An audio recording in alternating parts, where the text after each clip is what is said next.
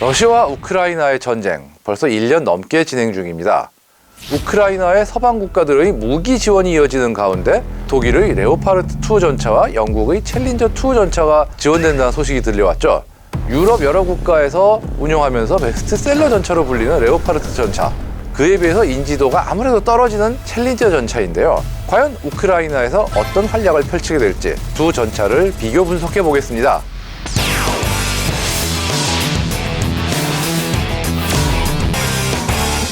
레오파르트2 전차는 여러분도 많이 들어와서 익숙할 텐데 챌린저2 전차는 좀 낯선 게 사실이죠. 아무래도 단순 비교가 쉬운 전차들도 아닌데요.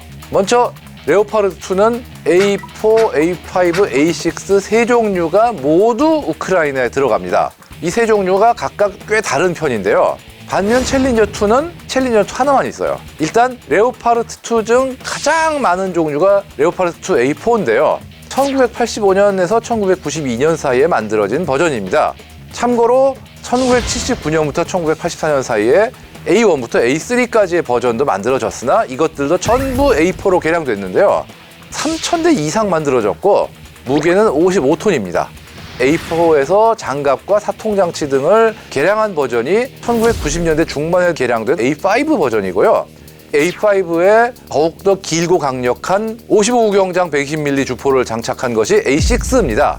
우크라이나에 가장 많은 양이 제공될 버전은 바로 A4 버전인데요. 현재까지 확정된 수량만 해도 90대고 A5는 10대, A6가 21대 정도 지원이 확정된 상태입니다. A4가 압도적으로 많죠. 영국의 챌린저2는 1998년에 등장한 전차로 1980년대 초반에 실용화된 챌린저1의 포탑 설계 및 여러 가지 부분을 대대적으로 고친 신형 전차입니다. 만들 때 기준 신형이죠. 지금은 이미 오래됐지만. 약 447대가 생산됐는데 현재 영국군과 오만군 두 곳만 사용 중입니다. 레오파르트2의 경우에는 각종 바리에이션이 나토 여러 회원국에서 사용 중인데요. 사실 레오파르트2는 유럽 표준 전차라는 느낌이 있는 그 정도죠. 진짜 프랑스나 이탈리아가 직접 개발한 전차를 쓰는 나라들도 있지만 그렇지 않고 전차를 쓰는 나라들이면 레오파르트2를 쓴다. 뭐 거의 그렇게 돼가고 있는 그런 상황입니다. 레오파르트와 챌린저 중 누가 더 성능이 뛰어난가요? 무게를 비교해 보겠습니다. 레오파르트 2A4는 55톤이죠.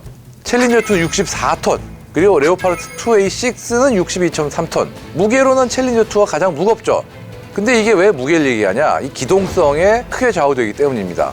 무거우면 그만큼 느려지기 쉽죠. 기동성은 레오파르트 2 시리즈가 이깁니다. 왜냐? 엔진이 1500마력이에요. 더 무게가 덜 나가는데 힘이 더 센 거죠. 챌린저2는 무거운데 엔진은 1200마력, 조금 떨어지죠. 근데 그렇다고 챌린저2도 사실 험지 기동성 보여주는 걸 보면은 우습게 볼 수준은 아닙니다. 그렇다면 또 주포 화력은 어떨까요? 주포 화력은 레오파르트 2A4가 챌린저2보다 조금 떨어질 수도 있지만 어마어마한 차이다 이렇게 얘기하기 힘들어요. 왜냐? 사용하는 포탄의 종류에 따라 결정된 문제이기 때문인데 이 120mm 활강포는 꽤 다양한 탄종을 만들어 놨기 때문에 어떤 포탄을 쓰냐에 따라서 위력의 차이가 제법 있어요. 레오파르트 2A6로 가면은 더 길어진 55구경장 120mm 포를 채용했기 때문에 관통력이 챌린저2보다 더 우수합니다.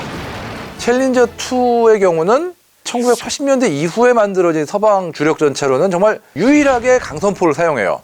이는 영국군이 해시 HESH, 즉 점착유탄이라는 탄종을 아직까지 쓰기 때문입니다. 이 점착유탄이 어떤 거냐면 포탄의 겉껍질은 굉장히 얇고 안에는 찰흙 같은 성질을 가진 그런 폭약이 얇은 껍질을 가진 포탄 안에 꽉꽉 차 있어요.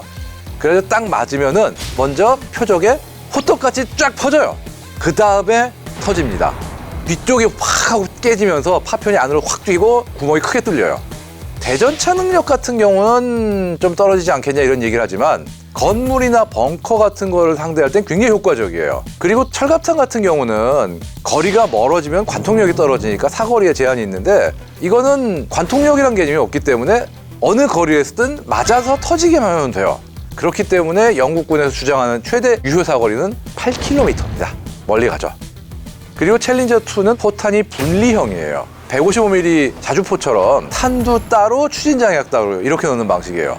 레오파르트2는 뭐 우리가 흔히 생각하는 총알처럼 탄피하고 탄두가 딱 결합된 일체형이기 때문에 챌린저2 쪽이 발사 속도가 좀 느리긴 한데 대신 장점이 있어요. 왜냐하면 120mm 포탄은 무겁거든요. 몇십 킬로그램 하는데 챌린저2의 포탄 같은 경우는 포탄 따로 장약 따로니까 각각의 요소는 가벼워요. 그렇기 때문에 영국군이 주장하는 거는 사수의 피로도는 그만큼 덜하다. 때문에 발사 속도는 더 오랫동안 유지될 수 있다. 이렇게 주장을 합니다. 물론 영국군이 직업군인제다 보니까 탄약수들도 숙련도가 높아서 평균적으로 발사 속도가 그렇게 느리진 않은 편이에요. 사격 통제 장치는 레오파르트2의 A4 버전하고 비교하면 아무래도 챌린저2가 20년 가까이 더 나중에 나온 버전인 만큼 더 우위에 있습니다. 반면 레오파르트2 A6와는 거의 동세대죠. 셋 다 열상 장치, 디지털 사격 통제 컴퓨터, 레이저 거리 특정기를 통합했고 또 주포 안정 장치를 이용했기 때문에 기동 간 사격 능력이 있어요. 즉 움직이면서 포를 쏠 수가 있습니다. 꽤 정확하죠. 방어력 부분에서는 누가 더 나올까요? 방어력은 레오파르트2 A4가 가장 낮습니다. 아래, 다운.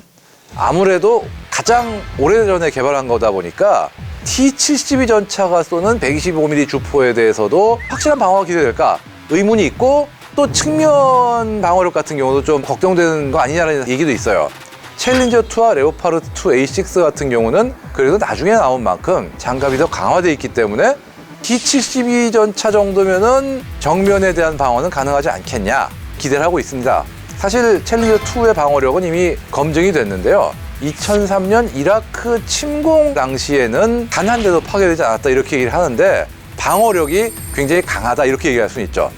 챌린저2의 경우는 또 반응 장갑을 포함한 추가 장갑을 덧붙여가지고 방어력을 엄청나게 높일 수 있어요. 근데 문제가 있어요. 최대 무게가 75톤까지 늘어납니다.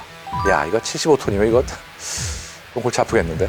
레오파르트에는 없는 챌린저만의 독보적인 장치가 있다고 하던데요. 어쩌면 전체 승무원들이 이것 때문에 챌린저를 평균적으로 더 좋아할 수도 있을 것 같은데요. 챌린저2에는 전열 온탕기가 있습니다. 말 그대로 전기로 물을 끓이는 장치입니다.